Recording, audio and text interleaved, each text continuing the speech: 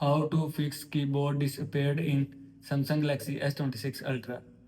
First of all, set as default.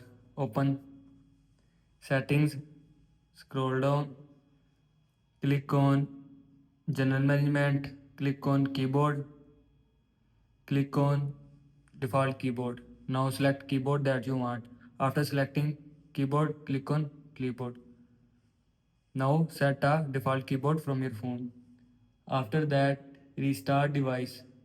Swipe down, open quick setting panel, click on power off button icon, click on restart again, click on restart your device. Now go back.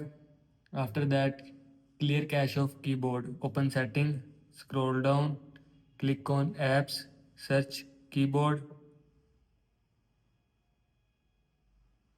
Now click on keyboard, scroll down, click on storage. Now here you will see clear cache, and if you want to clear cache, then click on clear cache. After click on clear cache, Samsung keyboard cache will be clear from your phone. Now go back. After that, reset all settings. Open settings, scroll down, click on general management, click on reset, click on reset all settings, click on reset settings. After click on reset settings, all settings will be reset from your phone.